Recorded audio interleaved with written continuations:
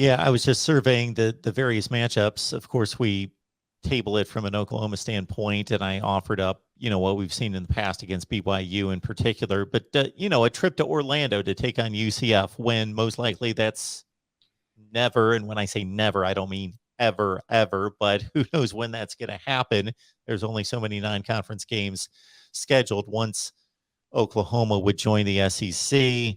From a Texas standpoint, I find it somewhat amusing or potentially amusing because of Texas's shortcomings and how they continue to underachieve. It would not be the easiest thing in the world for Texas to take on a Cincinnati. Cincinnati has been a better team than Texas for the past few years, and that would just be another potential embarrassing loss. Not that it's uh, shameful to lose to Cincinnati at this point, but Texas should not be losing to Cincinnati in the grand scheme of things. Or, again, a date against UCF would not be the easiest thing for Texas either, or BYU. Shoot, BYU and Texas played a home and home series about 7 or 8 years ago, and BYU took it to them both times. Absolutely. And Yeah. one of the games, they rang up like 500 yards rushing on Texas. And then the other matchup there potentially is, of course, Texas and Houston. And a lot of people would enjoy that because that goes back to the old Southwest Conference days when they were both major players. And again, the old Southwest Conference, Houston and Texas, and renewing that rivalry briefly. So I think there's a lot of intrigue there. And again, potential for a lot of matchups that we won't otherwise see. So I would love, and then I would also like to see what the Big 12 would do about 16 teams, whether they would they obviously would have to veer off of their current situation of everybody playing everyone. Of course, there's just not enough games. So something would have to be set up.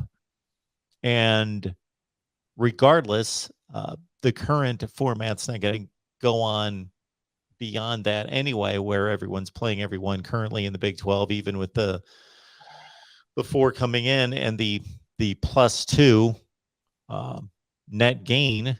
No longer will the Big 12 play that format, so they're going to be making decisions concerning how they're going to proceed anyway. But with 1 or 2 years at 16 teams, whether they would decide, hey, we're gonna line them all up the way we currently do, and the top 2 teams in the conference are going to play in the championship game, or if they would, it would seem like kind of a counterproductive decision to make divisions that include teams that are going to leave. I don't know. That would all need to be vetted out, and it would be, again, intriguing to see what their decision would be. Yeah, and I think, this conversation, Mark, specifically, that, if you put like a truth serum in the Big 12 officials, I wonder if they would really just prefer Oklahoma and Texas to just go ahead and leave early, even though they, obviously would are going to and will, miss the, what comes with Oklahoma and Texas, right? But so to your point, do you want to design a division or divisions or a pod system or whatever it looks like for a year or two, and then have to totally revamp that? Because you're going to. I mean, I guess you're going to. I mean, I guess there's no rules that say Oklahoma and Texas would have to be in the same division or the same pod for a year or two. But do you put Oklahoma and Texas in 2 separate divisions for a year or two, and then still you still have the rest of your structure in place, or do you put Oklahoma and Texas probably not in the same division because you would have to completely restructure the divisions, or do you do something like a pod system? Like I mean, I haven't heard anything conclusively, but I think absolutely that's what the SEC is going to do when Oklahoma and Texas enter. So, I mean, I think those are a lot of things to think through from a scheduling perspective. So, I think, like I said, I mean, you want Texas and Oklahoma just for the eyeballs that you have on the conference with them, and just what they bring to the table from a totality perspective. But you wonder if it would be nice just to have a clean break for with everything considered. What Robert is stating here makes sense, even though I don't like it, but it does make sense. Rumor has it that the remaining conference members are the only teams that are going to play Texas and Oklahoma, as they would want one last shot within their league. Meaning, if you're TCU and because of the entry of the other four teams, you don't play Oklahoma or Texas a final time, that doesn't seem to make sense when you've been a long-standing member, and you wouldn't play a team that's been a rival for quite some time. So I get that.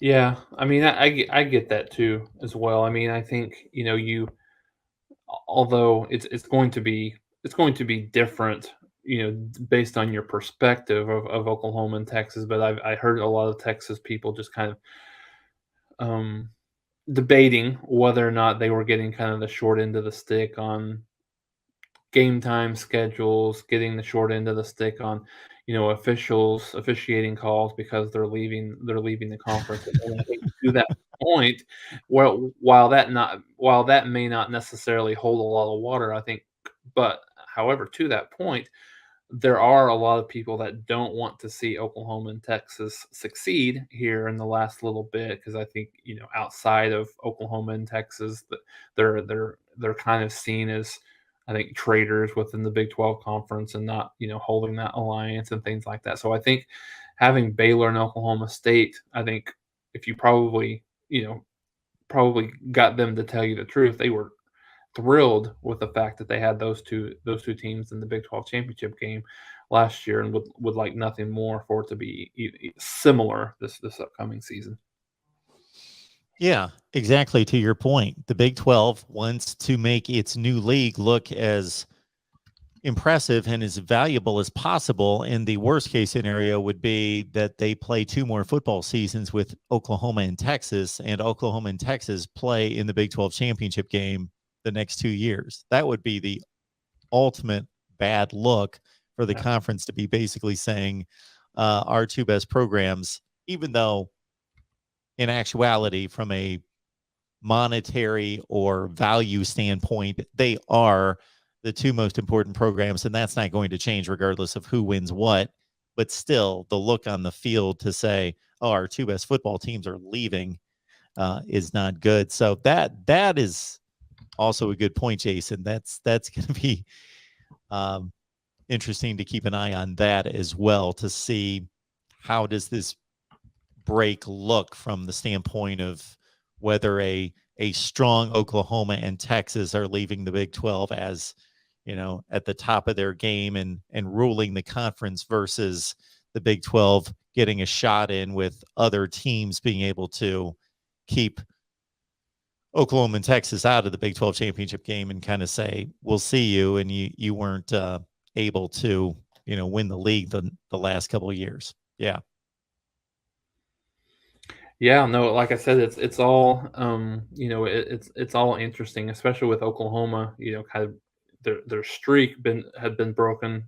This past year with the consecutive Big 12 championships, and yeah, you know, the law of averages, with the amount of talent that they have at Texas, at some point they're going to have a coach, they're going to get a team, they're going to have a season, or they're going to kind of figure it out, so to speak, at least figure it out enough to make a Big 12 championship run or appearance, or even a championship for that matter. So, I don't. Who knows if this year will be the year? But I mean, I don't quite think so. But anyway, I'm sure we'll get into that as the summer progresses. But no, I think it's a very interesting thing that I think, like I said, just overall, I think we'll hear, or we'll know something at some point, probably before the season starts. I would think. I mean, if we don't hear anything, I would think Oklahoma and Texas kind of staying pat for the next year or two.